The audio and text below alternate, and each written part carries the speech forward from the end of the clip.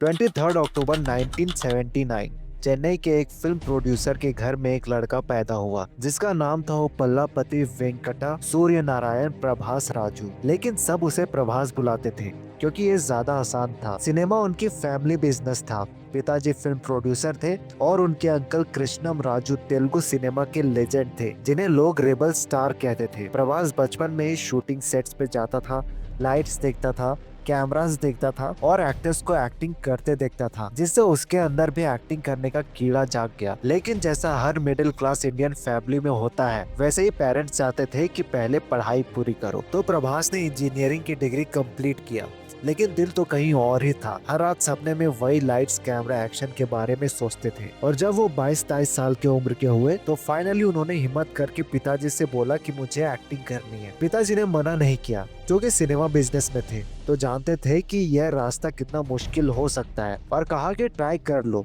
लेकिन याद रखना यहाँ कोई शॉर्टकट नहीं होता है। उसके बाद प्रभास की पहली फिल्म रिलीज हुई, ईश्वर।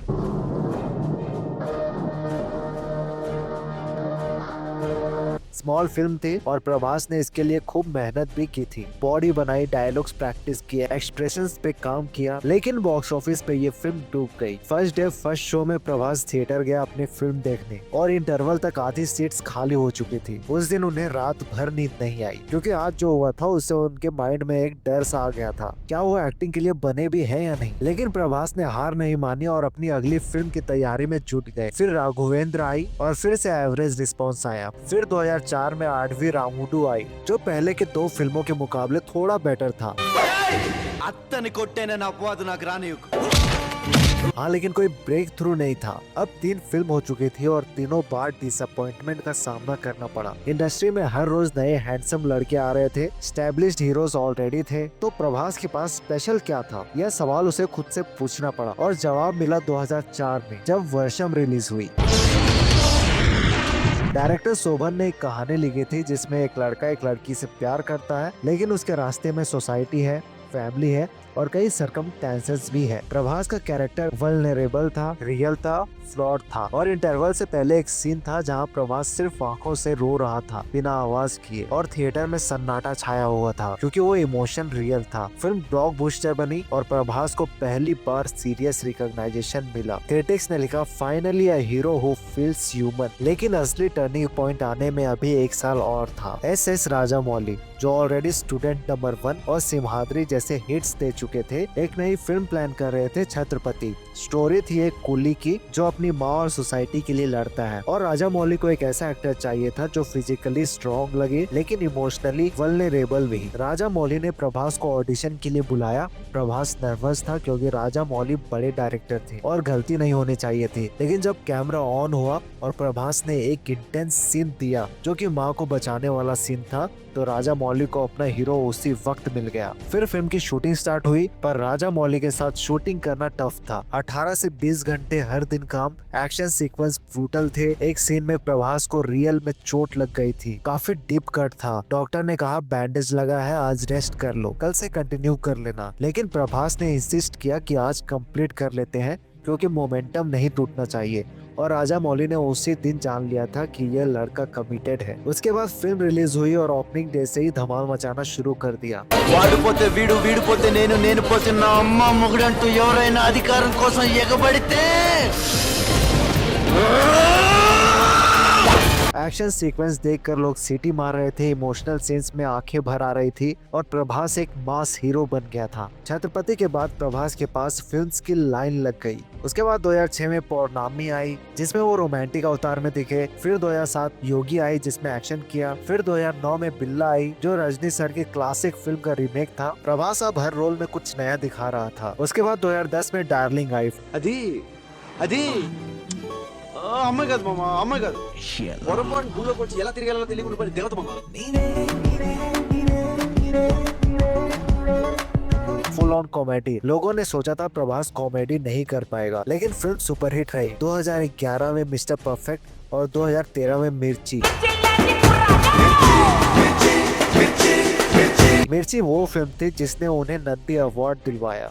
जो तेलुगु सिनेमा का सबसे बड़ा ऑनर है। 2013 तक प्रभास तेलुगु स्टेट में स्टैब्लिश्ड एक्टर था। उनकी फिल्म्स ओपनिंग डे पे 15 से 20 करोड़ कमा रही थी, जो तेलुगु सिनेमा में बहुत बड़ा नंबर था। ब्रांड एंडोर्समेंट आ रहे थे, वो मैगजीन कवर पे आ रहा था, लेकिन एक चीज मिसिंग थी और वो था नेशनल रिकॉग्नाइजेशन। तभी हैदराबाद में कोई नहीं जानता था उसे, केरला में नाम ही नहीं था, हिंदी बेल्ट तो भूल ही जाओ। मुंबई में अगर किसी से प्रभास का नाम पूछ लेते तो वो पूछता कौन है भाई ये। प्रभास रीजनल सुपरस्टार था, लेकिन इंडिया का सुपरस्टार बनना अभी बाकी था। और एग्जैक्टली उसी टाइम 2012 के मिड में एसएस राजामौली ने प्रभास को डिनर पे बुलाया और राजामौली ने उन्हें एक स्क्रिप्ट सुनाई। 2 घंटे लगातार कोई इंटरवल नहीं। प्रभास चुपचाप बैठे रहे और सुनते रहे। जब नरेशन खत्म हुआ तो सिर्फ उन्होंने एक सवाल पूछा, कितना टाइम लगेगा। राजामौली ने सीधा जवाब दिया, मिनिमम 5 साल, और साथ में एक शर्त भी रख दी कि तुम्हें इस पीरियड में कोई दूसरी फिल्म नहीं करनी होगी, सिर्फ बाहुबली पर ही फोकस करना पड़ेगा। प्रभास बिल्कुल चुप हो गया। 5 साल एक फिल्म पे, अगर फ्लॉप हो गई तो करियर खत्म। 5 साल की अर्निंग 0। राजामौली बड़े डायरेक्टर थे, लेकिन इसकी कोई गारंटी नहीं थी कि फिल्म चलेगा ही। ऊपर से तेलुगु सिनेमा में इतनी बड़ी बजट की फिल्म कभी नहीं बनी थी। तभी बाहुबली का बजट 200 करोड़ का था। रिस्क बहुत बड़ा था, लेकिन प्रभास ने राजामौली की आंखों में देखा। वहाँ कन्विक्शन था, मैडनेस था और विजन था। प्रभास ने एक गिलास पानी पिया, गहरी सांस ली और कहा, चलिए करते हैं। उस रात किसी को नहीं पता था कि यह डिसीजन इंडिया सिनेमा का फ्यूचर बदलने वाला है। 2012 से 2015 तक प्रभास गायब हो गया था। फिल्म इंडस्ट्री में रूमर्स उड़ते रहे कि प्रभास क्या कर रहा है, कोई फिल्म साइन की या नहीं। कई लोग तो ये भी कहने लगे कि उसका करियर अब खत्म हो गया है। लेकिन असली बात ये थी कि प्रभास अपनी जिंदगी की सबसे बड़ी जर्नी की तरफ निकल गया था। बाहुबली की तैयारी अब शुरू हो चुकी थी, लेकिन बाहुबली की प्रिपरेशन कोई नॉर्मल फिल्म जैसी नहीं थी। पहले 6 महीने सिर्फ फिजिकल ट्रांसफॉर्मेशन। प्रभास का वेट 82 kg था नॉर्मली, और राजामौली ने कहा कि मुझे 110 kg का बाहुबली चाहिए जो वॉरियर जैसा दिखे। प्रभास दिन में 2 बार जिम जाने लगे। Protein heavy diet, heavy lifting, हर हफ्ते बॉडी मेजरमेंट, और 6 महीने में 28 kg वेट गेन किया। फिर अगले 6 महीने तलवारबाजी की ट्रेनिंग ली, हॉर्स राइडिंग की ट्रेनिंग ली, स्टंट कोरियोग्राफी को रिहर्सल किया, क्योंकि राजामौली हर चीज में परफेक्शन चाहते थे। अगर एक शॉट स्विंग गलत एंगल पे है तो 50 बार रीटेक्स होते थे। एक दिन शूटिंग के बीच प्रभास ने राजामौली से पूछा कि सर इतनी डिटेलिंग क्यों, सीजीआई से तो कवर हो जाएगा ना। तो राजामौली ने स्माइल किया और कहा, प्रभास सीजीआई मसल्स नहीं बना सकता, सीजीआई रियल इमोशंस नहीं क्रिएट कर सकता। जब तू शिवलिंग उठाएगा तो तुम्हारे मसल्स में जो स्ट्रेन दिखेगा, तुम्हारे चेहरे पे जो पेन और डिटर्मिनेशन दिखेगा, वो रियल होना चाहिए। ऑडियंस झूठ पकड़ लेती है। उसके बाद प्रभास ने कुछ नहीं कहा, वापस ट्रेनिंग में लग गए। 10 जुलाई 2015 बाहुबली द बिगनिंग रिलीज होने वाली थी। प्रभास नर्वस था। 3 साल की सारी मेहनत, सब कुछ एक फिल्म में लगा था। अगर फिल्म नहीं चली तो रिलीज से 1 रात पहले उन्हें नींद नहीं आई। मन में बस एक ही प्रार्थना था कि बस फिल्म अच्छी हो और ऑडियंस को पसंद आ जाए। अगले दिन फिल्म शुरू हुई।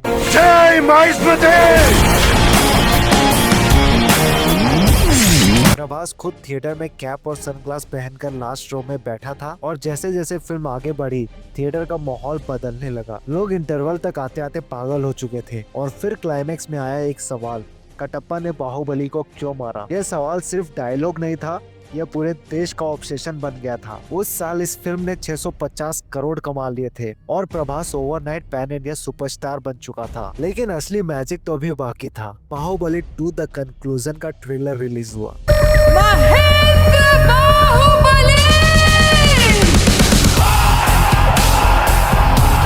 जिसने सिर्फ 48 घंटे में 100 मिलियन व्यूज क्रॉस कर लिए थे। YouTube पे ट्रेंडिंग नंबर 1 पे था। फिल्म का क्रेज इतना ज्यादा था कि ओपनिंग डे कलेक्शन 121 करोड़ सिर्फ इंडिया में। और ये फिगर सुन के प्रभास को यकीन नहीं हुआ। उन्होंने राजामौली को फोन किया और पूछा कि सर क्या ये सच है। राजामौली हंसे और बोले, तुमने 5 साल दिए प्रभास, ऑडियंस 5 गुना वापस कर रहे हैं। और अगले 50 दिनों तक बाहुबली का सुनामी लगातार चलता रहा थिएटर्स में। हर दिन थिएटर्स हाउसफुल थे। इस फिल्म को लोग दूसरी तीसरी बार देखने जा रहे थे।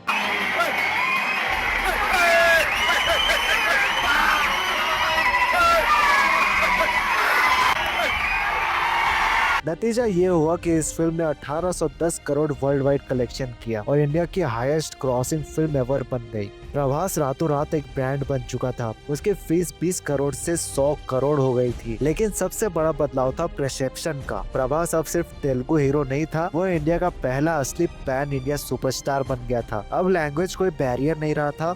कश्मीर से लेकर कन्याकुमारी तक और गुजरात से लेकर असम तक प्रभास को अब हर कोई जानता था। लेकिन इसके पीछे एक बहुत बड़ी प्रॉब्लम छुपी थी। स्पाइडरमैन का वो डायलॉग तो आपने सुना ही होगा। With great power comes great responsibility. With great power comes great responsibility. Prabhas अब एक ब्रांड बन चुका था और इस चीज की खुशी प्रभास को थी। लेकिन बाहुबली देने के बाद प्रभास को लेकर ऑडियंस की जो एक्सपेक्टेशंस बढ़ी थी, प्रभास को उसका अंदाजा नहीं था। प्रभास एक पैन इंडिया स्टार तो बन गए थे, लेकिन उस स्टार की रिस्पॉन्सिबिलिटी अब कितनी बढ़ गई थी, इसका आभास प्रभास को तभी नहीं था। और आज तक भी प्रभास को हर फिल्म के बाद बाहुबली से कंपेयर किया जाता है। खैर, बाहुबली के बाद प्रभास को लगने लगा कि अब मैं जो भी फिल्में करूंगा ब्लॉकबस्टर होगा। और ये ओवर कॉन्फिडेंस, ये अहंकार और ये बेचैनी जल्दी अगली हिट देने की, सबने मिलकर एक जहर तैयार किया और उस जहर का नाम था साहू। बाहुबली 2 की सफलता के बाद पूरी इंडस्ट्री की नजर प्रभास पर थी, उनकी अगली फिल्म पर थी। कौन डायरेक्टर होगा, बजट कितना होगा, स्टोरी क्या होगी। और उसी वक्त प्रभास ने एक नाम अनाउंस किया, सुजीत। और ये नाम सुनकर इंडस्ट्री में सब शॉक थे। सुजीत ने 2014 में एक फिल्म की थी रन राजा रन, जो कि एक डिसेंट रोम कॉम थी। फिल्म का बजट भी बहुत छोटा था। फिल्म ने अच्छी कमाई की थी, लेकिन कुछ खास नहीं किया था। और सडनली उनको 350 करोड़ की एक्शन थ्रिलर मूवी मिल गई थी। लोगों ने प्रभास से पूछा भी कि तुम राजा मौली जैसे प्रूवन डायरेक्टर के साथ काम क्यों नहीं कर रहे हो। तो प्रभास का जवाब था कि सुजीत यंग है, हंग्री है, फ्रेश पर्सपेक्टिव लाएगा। लेकिन यहाँ लॉजिक खतरनाक था, क्योंकि फ्रेश पर्सपेक्टिव और इन एक्सपीरियंस में बहुत फर्क होता है। फिल्म की शूटिंग शुरू हुई Abu Dhabi, Dubai, Romania, Hyderabad, international locations, Hollywood stunt coordinators और 350 करोड़ का बजट। ये उस समय इंडियन सिनेमा की सबसे महंगी नॉन फ्रेंचाइजी फिल्म थी। सुजीत के दिमाग में विजन था futuristic action, undercover cop, high tech crime world, Blade Runner meets Fast and Furious. लेकिन प्रॉब्लम ये थी कि सुजीत बड़े बजट हैंडल करने के लिए तैयार नहीं था। फिल्म मेकिंग में एक चीज होती है क्रिएटिव कंट्रोल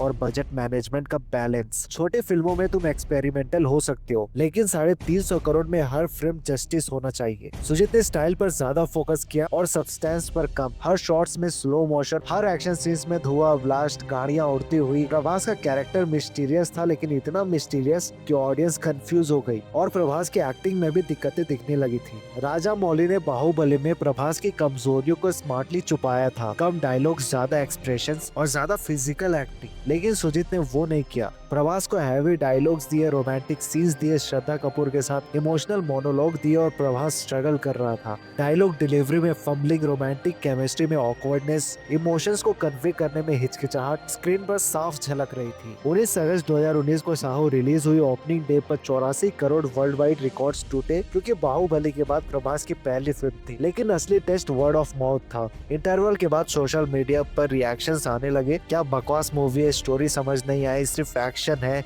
इमोशंस कहाँ है, प्रभास पहले ही बेटर था। क्रिटिक्स ने भी बेरहमी से धोया, स्टाइल ओवर सब्सटेंस है, कंफ्यूजिंग स्क्रीन प्ले है, प्रभास के पोटेंशियल को वेस्ट कर दिया। और फिल्म की कमाई उसके अगले दिन से ही गिरनी शुरू हो गई। और फिल्म ने वर्ल्ड वाइड 433 करोड़ कमाए, जो कि देखने में अच्छा लगता है, लेकिन तुम बजट और डिस्ट्रीब्यूशन कॉस्ट कैलकुलेट करो तो एक्चुअली फिल्म लॉस में थी। प्रभास पहली बार डरा, क्योंकि यह सिर्फ बॉक्स ऑफिस फेलियर नहीं था, यह कॉन्फिडेंस की फेलियर थी। उसे लगा था मेरे नाम से कोई भी फिल्म चल जाएगी, लेकिन पहले ही फिल्म में उसे रियलिटी चेक मिल गया। और इसका सबसे वर्स्ट पार्ट ये है कि उसने इससे कुछ नहीं सीखा, क्योंकि इसकी अगली फिल्म में वो फिर से वही गलती करने वाला था। साहो के फेलियर के बाद प्रभास को एक निर्णय लेना था कि वापस एक्शन जोन में जाओ, जो सेफ है, जो उसका कंफर्ट जोन है, या कुछ अलग ट्राई करो। प्रभास ने दूसरा रास्ता चुना। उन्हें सिर्फ मास हीरो नहीं बनना था, उन्हें एक्टर बनना था।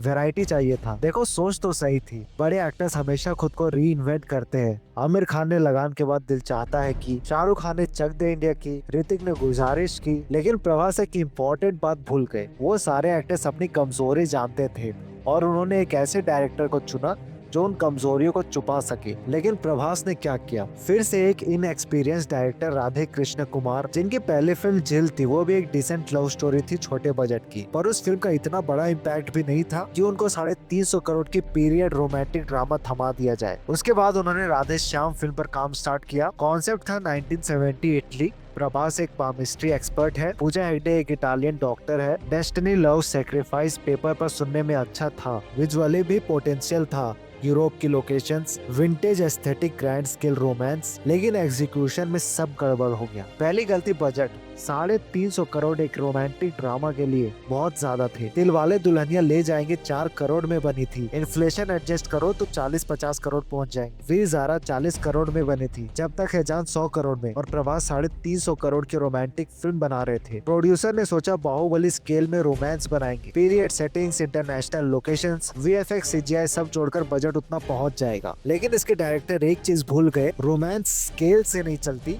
इमोशन से चलती है, केमिस्ट्री से चलती है, और यही दूसरी गलती हुई। नो डाउट पूजा अच्छी एक्ट्रेस है, ब्यूटीफुल है, लेकिन प्रभास के साथ केमिस्ट्री जीरो। स्क्रीन टेस्ट करते वक्त ये देखना चाहिए था, लेकिन शायद किसी ने नोटिस नहीं किया था, या नोटिस किया भी तो इग्नोर कर दिया। प्रभास है ना, चल जाएगा। रोमांटिक सीन्स ऑकवर्ड लग रहे थे, जब दोनों एक दूसरे को देखते थे तो वो इंटेंसिटी फील नहीं होती थी जो कि एक रोमांटिक मूवी में होनी चाहिए, क्योंकि प्रभास की स्ट्रेंथ कभी रोमांस रही ही नहीं है। पावरफुल ऑरा, मास अपील ज्यादा सूट करता है उनको। और तीसरी सबसे बड़ी गलती थी स्क्रिप्ट। स्टोरी प्रेडिक्टेबल थी, इंटरवल से पहले ही ऑडियंस बोर हो चुकी थी क्योंकि इमोशनल कनेक्शन नहीं बन पा रहा था, और नतीजा ये हुआ कि इस फिल्म ने वर्ल्ड वाइड 203 करोड़ का ही कलेक्शन किया, जबकि इसका बजट 350 करोड़ का था, यानी 150 करोड़ का टोटल लॉस हुआ। पहले शाहू और अब राधे श्याम, लगातार 2 डिजास्टर देने के बाद सबको लगने लगा कि अब प्रभास का टाइम खत्म हो गया है। लोगों को अब समझ आ गया था कि प्रभास सिर्फ राजा मौली की वजह से बाहुबली में अच्छा काम कर पाया, लेकिन प्रभास के पास अभी भी होप थी, क्योंकि उसकी अगली फिल्म थी आदि पुरुष, रामायण अडेप्टेशन भगवान श्री राम के रोल में, जिसे ओम राउत डायरेक्ट कर रहे थे। और ये न्यूज सुनकर तभी भी मुझे लगा था कि प्रभास श्री राम के कैरेक्टर में फिट नहीं बैठेंगे, लेकिन हमने बाहुबली में प्रभास का काम देखा था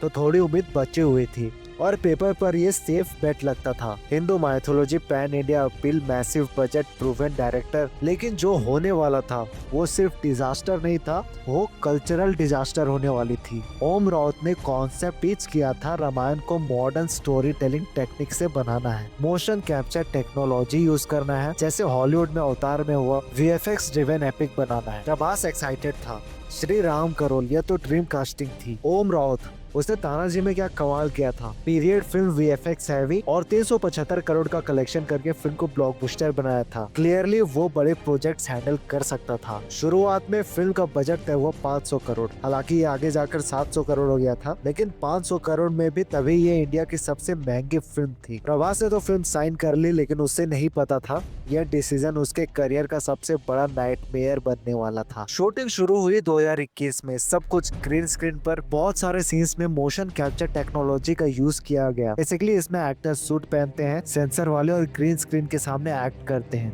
बाद में VFX आर्टिस्ट डिजिटली कैरेक्टर्स बनाते हैं। ये टेक्नोलॉजी अवतार में परफेक्ट थी, प्लैनेट ऑफ एप्स में ब्रिलियंट थी, लेकिन ओम राउत के टीम के पास वो एक्सपर्टीज नहीं थी। प्रभास ग्रीन स्क्रीन के सामने खड़ा होता, कोई रियल सेट नहीं, कोई रियल प्रॉप्स नहीं, सब इमेजिन करके करना पड़ता। यहाँ जंगल है, यहाँ रावण खड़ा है, यहाँ लंका जल रही है, और ये एक्टिंग के लिए बेहद मुश्किल हो जाता है क्योंकि तुम्हारे पास कोई रेफरेंस नहीं, इमोशंस आर्टिफिशियली क्रिएट करने पड़ते हैं। और प्रभास, जिसकी स्ट्रेंथ फिजिकल प्रेजेंस और रिएक्शंस है, उसको इस एनवायरनमेंट में स्ट्रगल करना पड़ा। लेकिन असली प्रॉब्लम तो पोस्ट प्रोडक्शन में आने वाली थी। पोस्ट प्रोडक्शन में जब VFX रेडी होने लगा, तब जाकर टीम को समझ आया कि कुछ तो गड़बड़ है, कैरेक्टर्स फेक लग रहे हैं, प्रोपोर्शन वियर्ड्स थे। प्रभास राम के कैरेक्टर में थे, जिसका सर बहुत छोटा लग रहा था और पूरा बॉडी बहुत ज्यादा मस्कुलर और अनरियलिस्टिक लग रहा था। रावण के भी बाइसेप्स बाहर निकल रहे थे, उसे लेदर जैकेट पहना दिया गया था, साथ ही उन्हें मॉडर्न हेयर स्टाइल दे दिया गया था। हनुमान जी को टपोरी वाले डायलॉग्स दे दिए गए थे, और ये सब करने के बाद ओम राउत ने कहा चलता है, ये स्टाइलाइज्ड वर्जन है, ये रामायण मॉडर्न ऑडियंस के लिए है। लेकिन ये डेंजरस अजम्पशन था, क्योंकि रामायण सिर्फ स्टोरी नहीं है, ये हमारी हिस्ट्री रही है, कल्चरल आइडेंटिटी है, करोड़ों लोगों की आस्था से जुड़ी है, और तुम ये सब के साथ वाहियात एक्सपेरिमेंट कर रहे हो। और इतने ही नहीं, ऊपर से ये बंदा बोल रहा था कि एक सीट हमारे बजरंगबली के लिए खाली रखी जाए हर थिएटर्स में। खैर, अक्टूबर 2022 में इसका पहला टीजर रिलीज हुआ और इंटरनेट लिटरली गुस्से से फट गया। सोशल मीडिया पर सब ने कहा ये क्या बना दिया बे, राम वैसे दिखते हैं क्या? वीएफएक्स इतना घटिया है। रावण लेदर जैकेट कब से पहनने लगा? फिर बाइकआउट आदि पुरुष का हैशटैग ट्रेंड करने लगा। हिंदू ग्रुप्स ऑफेंड हो गए, पेटिशंस फाइल होने लगे। ओम रावत ने डैमेज कंट्रोल करने की कोशिश करते हुए बोला, हम वीएफएक्स इम्प्रूव करेंगे, रिलीज तक सब ठीक हो जाएगा। फिल्म रिलीज डेट पुश हो गई, लेकिन वीएफएक्स इम्प्रूव नहीं हुआ। बजट खत्म हो चुका था, टाइम कम था, टीम ओवरवेल्म्ड थी। फिर उन्होंने फिल्म वैसे ही रिलीज कर दी। लेकिन सबसे ज्यादा जिस चीज ने लोगों को ठेस पहुंचाई वो थी इस फिल्म की डायलॉग्स। इसके डायलॉग्स मनोज मुंतशिर ने लिखे थे, लेकिन जो लाइंस थी वो रामायण के लिए इनएप्रोप्रिएट थी। हनुमान जी का एक डायलॉग था, कपड़ा तेरे बाप का, तिल तेरे बाप का और चलेगी भी तेरे बाप की। ये टपोरी लैंग्वेज थी और रामायण जैसे एपिक में ये एक्सेप्टेबल नहीं था। लेकिन मेकर्स को पता नहीं ऐसा क्यों लगा कि ये मासेस को कनेक्ट करेगा, यूथ इसे पसंद करेगा, पर हुआ इसका जस्ट उल्टा। फिल्म ने ओपनिंग डे तो 140 करोड़ वर्ल्ड वाइड कमाए, रिकॉर्ड्स टूटे क्योंकि हाइप बहुत थी और पहली बार रामायण पर इतनी बड़ी फिल्म बन रही थी। साथ में बाहुबली के प्रभास थी। 700 करोड़ का बजट फिल्म पर लग चुका था। लेकिन जैसे ही शो शुरू हुआ सभी के रिएक्शंस आने शुरू हो गए। कार्टून देखने आए थे क्या? वीएफएक्स प्लेस्टेशन 2 जैसा लग रहा है, डायलॉग्स क्रिंज है, ये राम नहीं जीसस लग रहा है। फैमिलीज जो धार्मिक भावना से गई थी वो ऑफेंड होकर बाहर आई। किड्स कंफ्यूज थे, एल्डर्स एंग्री थे। बिल्कुल बकवास पिक्चर है, नेगेटिव 100% है। बहुत बकवास मूवी है, ना देखे, अपने पैसे बचाएं। रामायण का मजाक बना दिया और कुछ नहीं किया इन लोगों ने। अजीब अजीब तरह के डायलॉग, बकवास डायलॉग। मैं कह तो रही हूँ, ना देखने जाए, अपने बच्चों को गलत रामायण ना दिखाएं। क्रिटिक्स ने इसे कल्चरल डिजास्टर कहा, डिसरिस्पेक्टफुल फॉर रामायण कहा, वर्स्ट वीएफएक्स इन 600 करोड़ फिल्म कहा और इसको लेकर बहुत सी कंट्रोवर्सीज हुई, जिसका नतीजा ये हुआ कि इसके टिकट बुकिंग में मंडे को 60% का ड्रॉप देखने को मिला, ट्यूसडे को 50% ड्रॉप। फिर मेकर्स ने पैनिक में आकर डायलॉग चेंज किए, लेकिन डैमेज ऑलरेडी हो चुका था और इस फिल्म ने वर्ल्ड वाइड 450 करोड़ का कलेक्शन किया और लगभग इस फिल्म को 200 से 250 करोड़ का लॉस हुआ और इंडिया की सबसे महंगी फिल्म इंडिया की सबसे डिजास्टर फिल्म बन गई। और अब प्रभास का दिल टूट गया था। लगातार 3 डिजास्टर्स, 500 प्लस करोड़ का कंबाइंड लॉस, सोशल मीडिया पर ब्रूटल ट्रोलिंग, मीम्स, जोक्स और सबसे पेनफुल वो कंपैरिजन। अल्लू अर्जुन को देखो पुष्पा में क्या कमाल कर रहा है, यश को देखो केजीएफ में क्या परफॉर्मेंस दिया है, जूनियर एनटीआर और रामचरण ने आरआरआर में क्या एक्टिंग की है। प्रभास जो कभी इन सब से आगे था अब कंपैरिजन में सबसे पीछे हो गया था। उनकी रातों की नींद उड़ चुकी थी, खाना ठीक से नहीं खाया जाता था, दोस्तों से मिलना भी बंद कर दिया था क्योंकि जब भी कोई मिलता था तो आदि पुरुष की बात निकल ही जाती थी। एक रात बहुत लेट प्रभास ने राजा मौली को कॉल किया और बोला कि सर मैंने सब खत्म कर दिया है। तो राजा मौली ने उन्हें समझाया और उन्हें कहा कि अपनी गलतियों को अपने पर हावी मत होने दो, उनसे सीखो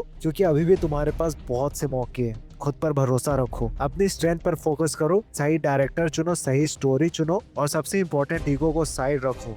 2023 का मिड था, प्रभास की इमेज अपने सबसे निचले पॉइंट पर थी। वो 3 डिजास्टर दे चुके थे और इसी बीच एक फिल्म क्वाइटली शूट हो रही थी, Salaar. No PR, no noise, no over confidence, बस काम। इस फिल्म को प्रशांत नील डायरेक्ट कर रहे थे, जिन्होंने इससे पहले केजीएफ बनाई थी। तब सबको लगा कि ये एक और रिस्की पैन इंडिया प्रोजेक्ट है, लेकिन प्रशांत नील का अप्रोच बिल्कुल अलग था। प्रशांत नील ने प्रभास से कहा था कि तुम्हारा स्ट्रेंथ क्या है? Screen presence, physical intensity. Baahubali में यही काम किया, केजीएफ में यश ने भी यही किया, तो हम इससे हटेंगे क्यों? प्रभास थोड़े हिचकिचाते हुए बोले, लेकिन लोग कहते हैं मैं वैरायटी नहीं दिखा रहा। तो नील का जवाब ब्लंट था, फक वैरायटी। टॉम क्रूज 40 साल से एक्शन कर रहा है, सलमान खान 25 साल से मास एंटरटेनर है। वैरायटी एक्टर्स के लिए होता है जो स्ट्रगलिंग होता है, तुम सुपरस्टार हो, अपनी स्ट्रेंथ को ओन करो। और यह लाइन प्रभास के दिल में लग गई और प्रभास ने मन ही मन सोचा कि वो वीकनेस सुधारने के चक्कर में अपनी स्ट्रेंथ को ही भूल गए थे। उसके बाद फिल्म की शूटिंग शुरू हो गई। फिल्म में प्रभास को बहुत कम डायलॉग्स दिए गए और उस साइलेंस में प्रभास ने मैजिक कर दिखाया। वो अपनी आंखों से हर चीज बोल रहे थे, बॉडी लैंग्वेज से डर पैदा कर रहे थे। ये वही प्रभास था जिसे हमने छत्रपति और बाहुबली में देखा था। फिर 22 दिसंबर 2023 को सलार रिलीज हुई। इंडस्ट्री नर्वस थी, प्रभास नर्वस था। 3 फ्लॉप्स के बाद क्या ये प्रभास की फ्लॉप होने वाली है? पर फिल्म ने ओपनिंग डे पर 95 करोड़ का वर्ल्ड वाइड कलेक्शन किया। हाँ, ये आदि पुरुष से कम था, पर फिल्म का वर्ड ऑफ माउथ अच्छा था। क्रिटिक्स ने भी फिल्म को बहुत अच्छा और बहुत बुरा नहीं बोला, पर ज्यादातर लोगों ने 3 स्टार की रेटिंग दी। कई लोगों को प्रभास का स्क्रीन प्रेजेंस पसंद आया, तो कई लोगों ने प्रभास से ज्यादा पृथ्वीराज सुकुमारन की तारीफ की। पर जो भी था, आदि पुरुष में जो प्रभास की इमेज की धज्जियां उड़ी थी, वो डैमेज थोड़ा कंट्रोल हो गया था। सलार ने प्रूफ कर दिया था कि प्रभास फिनिश नहीं है, लेकिन एक सवाल अभी भी था कि क्या वो फिर से बाहुबली लेवल फेनोमेनन बन सकता है। उसके बाद एंट्री होती है नाग अश्विन की, जिन्होंने महानती जैसे नेशनल अवार्ड विनिंग फिल्म्स के बाद एक क्रेजी आइडिया पर काम किया, Indian mythology plus science fiction. Mahabharat को 2898 एडी में री इमेजिन करना, कल की अवतार की कहानी। और ये सोलो प्रभास फिल्म नहीं होने वाली थी, ये एक असेंबल एपिक थी। अमिताभ बच्चन अश्वत्थामा के रोल में, कमल हसन विलन के रोल में, दीपिका पादुकोण फीमेल लीड। प्रभास भी इम्पोर्टेंट थे लेकिन सोलो हीरो नहीं थे। सरप्राइजिंगली प्रभास को ये अप्रोच पसंद आया, क्योंकि फेलियर ने एक चीज सिखा दी थी उन्हें, ईगो को साइड रखो और मल्टी स्टारर में प्रेशर डिवाइड होता है और क्रिएटिव फ्रीडम मिलती है। फिर कल की रिलीज हुई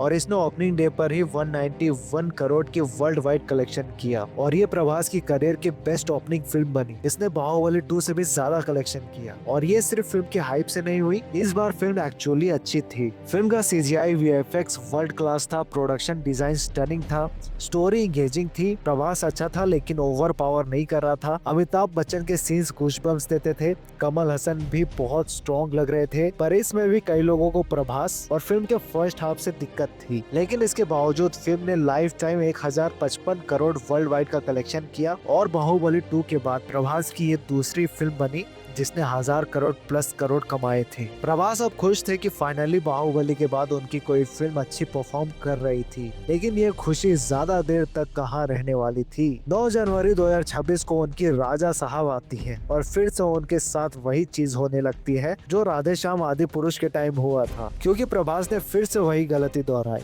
और द राजा साहब उनकी करियर की सबसे बुरी मूवी बन गई है। अब मैं इसके बारे में ज्यादा बात नहीं करूंगा क्योंकि इसको लेकर आजकल कितना ट्रोलिंग हो रहा है ये आप सब देख रहे हो। मत देखो, बहुत गंदी है, टॉर्चर। क्योंकि मेरा मानसिक संतुलन हिल चुका है, जहां पे अभी मैं मूवी के डायरेक्टर मिस्टर मारुति से एक 1-to-1 बात ये करना चाहता हूं इसी वीडियो के जरिए कि मैं आपको बताना चाहता हूं कि आपको पिक्चर नहीं बनाने आती, आपको लिखना तक नहीं आता। आपने एक 450 करोड़ लेकर इतनी गंदी पिक्चर बनाई है कि मुझे शर्म आती है ये कहते हुए कि मैं फिल्में देखकर अपना पेट पालता हूँ। लेकिन प्रभास को लेकर एक चीज हमेशा से अच्छी रही है कि अगर आज उनकी फिल्म फ्लॉप भी हो रही है, फिर भी उनके अपकमिंग प्रोजेक्ट्स ऐसे होते हैं कि हम उसे प्रभास का डाउनफॉल कह ही नहीं सकते। अभी उनका संदीप रेड्डी वांगा के साथ स्प्रिट आ रही है, फिर सलार 2 आएगी, कल्कि 2 आएगी, उसके बाद फौजी जैसे मेगा प्रोजेक्ट आ रहे हैं। भाई तो भले ही राजा साहब कितनी बड़ी फ्लॉप भी क्यों ना हो जाए, फिर भी हम इसे प्रभास का डाउनफॉल नहीं कह सकते। बाकी तुम बताओ प्रभास के किस फिल्म को लेकर ज्यादा एक्साइटेड हो। बाकी अगर ये वीडियो पसंद आई हो तो लाइक शेयर सब्सक्राइब जरूर कर देना और अगला वीडियो तुम्हें किस टॉपिक पर चाहिए ये भी मुझे बताओ। बाकी मिलते हैं नेक्स्ट वीडियो में।